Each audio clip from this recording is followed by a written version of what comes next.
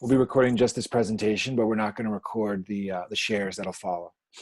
Um, before I dive into this, I just want to say the intention of this call is really to cross the wires of men's work and racial justice work.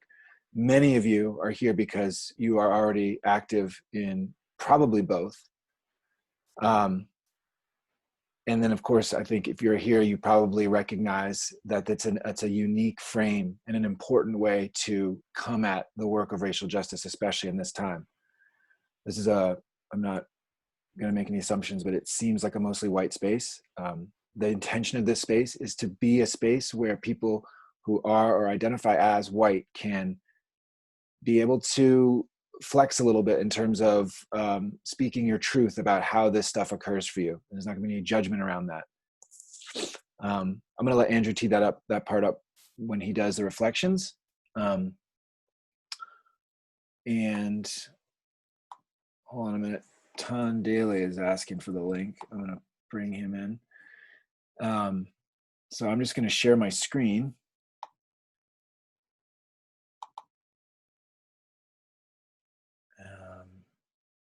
Does everybody see the race X-Men intersections? Is that coming up? Okay, good.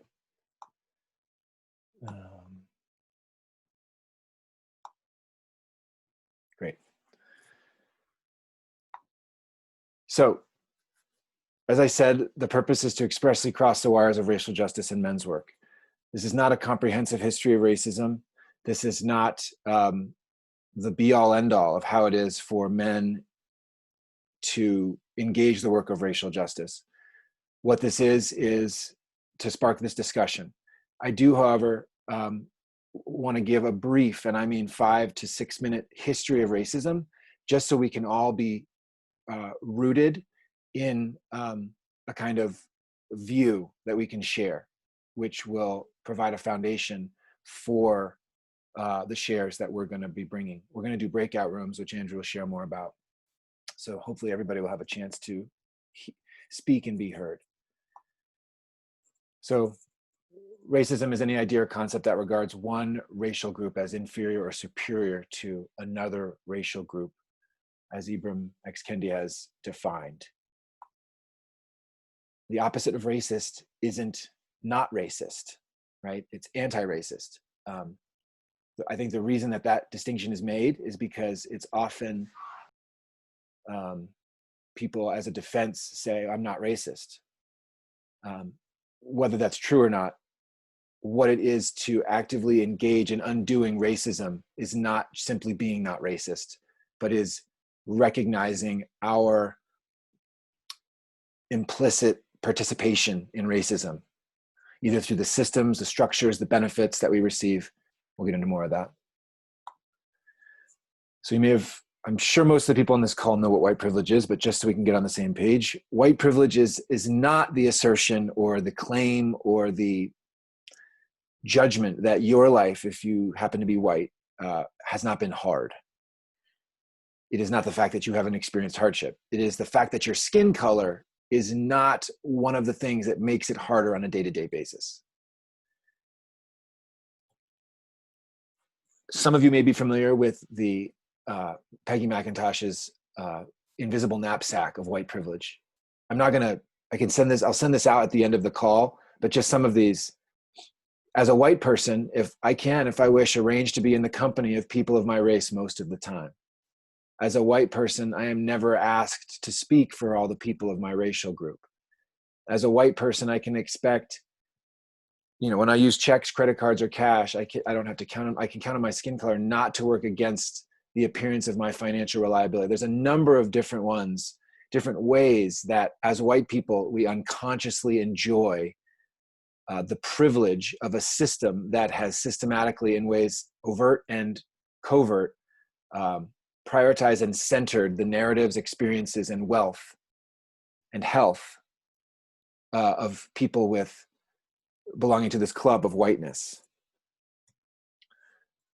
So I want to just get us on the same footing about where racism comes from. It's a common thinking that, which I'll just say this, the common thinking is that people hated Black people They then had racist ideas about Black people, where they came from, what their sort of race, how it occurred, and so on, and what the characteristics of the race, and therefore discrimination sprang from this discrimination, these racist ideas.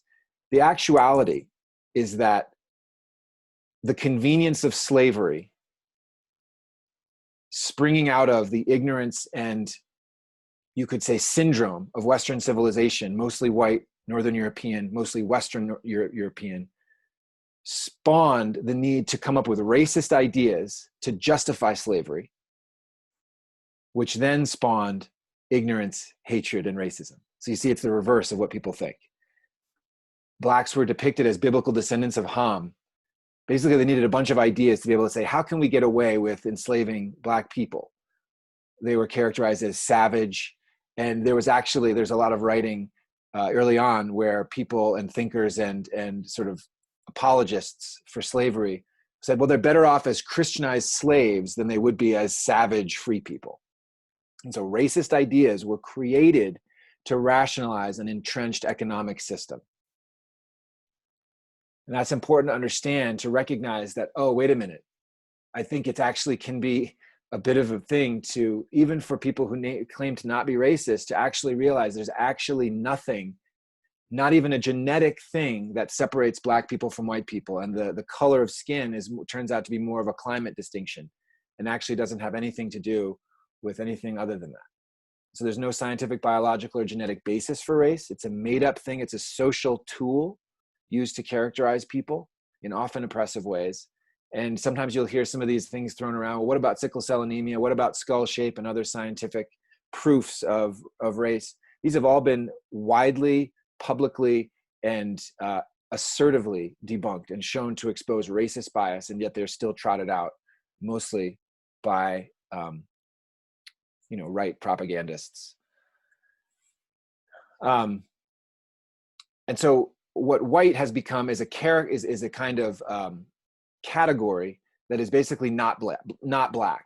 And so peoples over time have sought to identify as white to be able to be in the club that allows you to be protected, that allows you to, so people are encouraged to assimilate into the white culture, into the white frame. This has reinforced a Western capitalist non-animist, meaning the world is not alive, the world is just a community of subjects. Excuse me, not a community of subjects, it's a community of objects to be manipulated. We're basically in a competitive us versus them, me versus him versus him universe. And the earth is not sacred, the earth is temporary. So these are all sort of characteristics of what we can see and identify as a narrative of for lack of a better term, kind of sort of like monocropping the culture from a kind of spiritual point of view.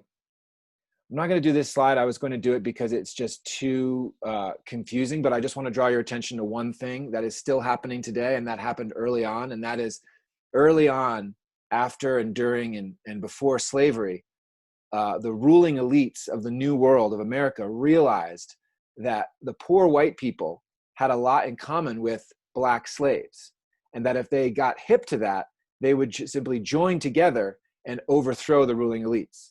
And so the ruling elites figured, well, we've got to find a way to split the poor whites from the Blacks. And so they deployed what's still being used today, this Southern electoral strategy, is basically pitting poor whites against Blacks through policy, culture, racial ideas, and the rewards of certain money things. So 40 acres and a mule, right? That was given to white people, but not to Black people, and has ensured this kind of divide and conquer strategy ever since. It's still happening today. And so really anti-racist work is really labor struggle. It's really class struggle. It's really recognizing that while race has been used to enrich and ensure the prosperity of the elites. There are a couple of slides here on that we're going to talk about. I'll just fly through them. How did we learn about race implicitly, explicitly? How is our whiteness invisible to us? What are we afraid to lose in confronting that and actually looking at that and admitting to that? And then some of these challenges, social justice warrioring on Facebook just to look like we're doing it, but while also stealing and appropriating cultures of other peoples, blacks included. Unconsciously asking, this is why there's a white guy giving this presentation. We didn't ask Aaron Johnson, who's going to be leading the next call, which is centering people of color, to give us the download on racism. It's up for us white folks to teach each other. And other ways that we avoid. I'm just going to go through them, like, this all lives matter piece, or saying it's a rural issue, it's not an urban issue, it's an urban issue, not a rural issue.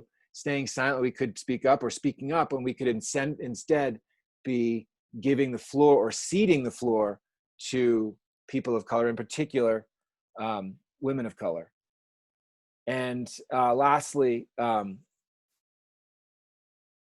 just needing to know all this stuff and be an expert or not be involved at all. And this, we're trying to hopefully foster a space where we can make some mistakes today. So crossing the wires of men's work and racial justice, notice that regardless of where we were trained or what cultures we were trained in the West, black, white, even native, there's a way in which there's a kind of universal men's training to distrust other men, to be emotionally stoic, to dominate women, to fear difference, to subdue the wild, to maintain control, and to be rational. And I just name that because there's a way in which we hold in common. We all know as men doing men's work that we hold that in common with other men, whether they're black or white, right? I'm going to fly through these too. These are really great quotes by Bell Hooks and Kimberly Crenshaw. But the basic point of these quotes is there's a way in which feminism or gender rights and race stuff has sometimes been separated. And one of the things we notice is that black men, for example, and I don't want to speak for black men, I'm just, reading from Bell Hooks and learning, they may benefit from male privilege in their community of color, but then that male privilege in larger communities, in white communities, becomes a liability. And so they experience racism over here, but over here they have a privilege, right? And so recognizing that gender and and race actually do cross in that way. I think I'm going to basically leave it here before we dive into our opportunity for everybody to speak and give some reflection. I've been working with a man named Aaron Johnson from Holistic Resistance, who is going to be leading the part 2 call in 2 weeks, which we hope you all can attend. And some of the questions he has been asking me as we've been working together is, how do I feel around black men? Who is my ideal black man? Who's the kind of black man that I like? Who's the kind of black man I don't like? Why? Would a black man be welcome in my community? In what ways would my community or the narratives that I frequent, even a Starbucks or a festival, in what ways would they seek to other him and ostracize him? In what ways would they perform welcome, but not, and in what ways might I participate in that? And then potentially most importantly, when was the last time I physically touched or held a black man? When was the last time I held hands with a black man?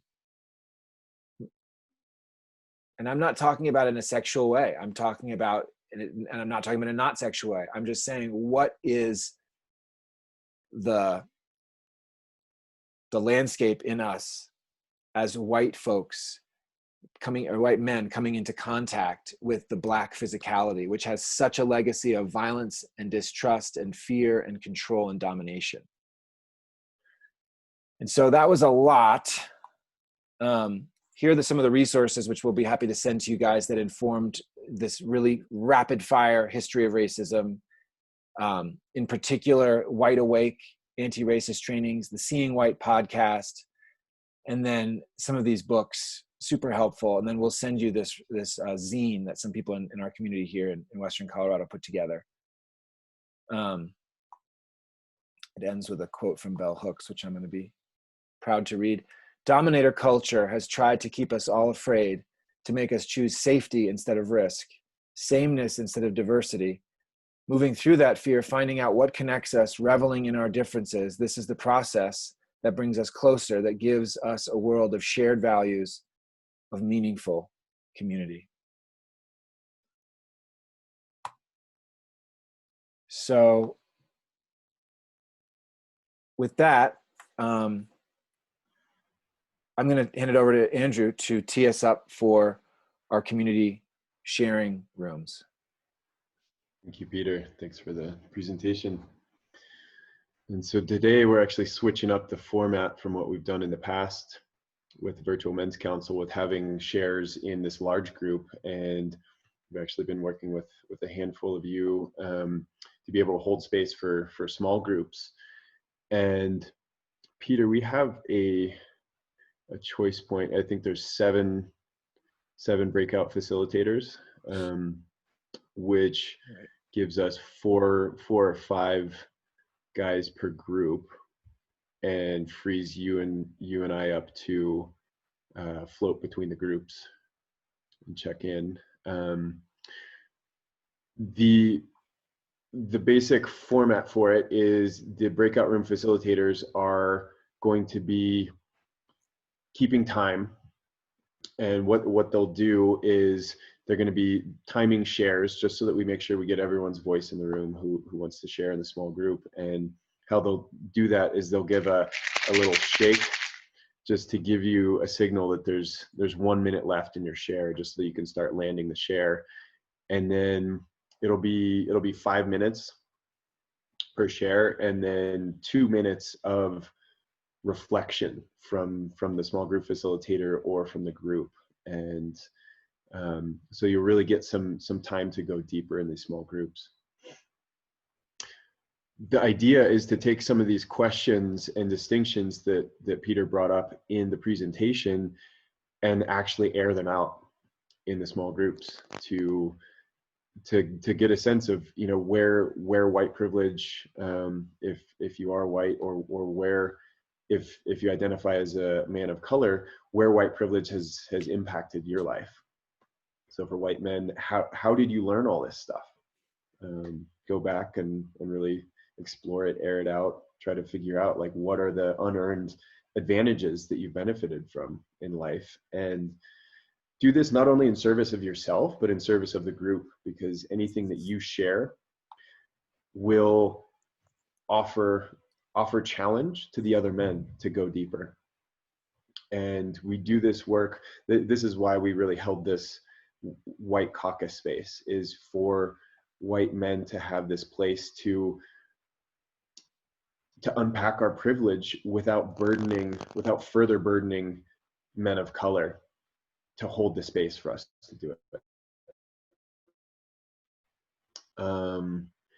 Peter, as far as time breakout, I think we're planning on going 45 minutes.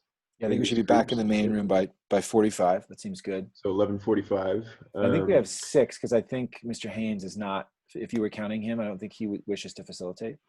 I was not. So we have Mark, Harold, Ezekiel, Luke, David, Theo, and Bowen. Okay. Oh, I forgot about Bowen. Totally. Sorry, Bowen. So I will break us out into groups. Anything that you wanted to I'm just wondering how that, if that will work. So if it's minus those 7, then you have like 25, 26. So that if you're going to do 7 groups, there's only going to be like 3 or 4 in a group, and then the facilitators are just going to have one. They won't have a second person to do the time with. Is that just as a change I'm noticing? Do you think that'll be all right for the? I mean,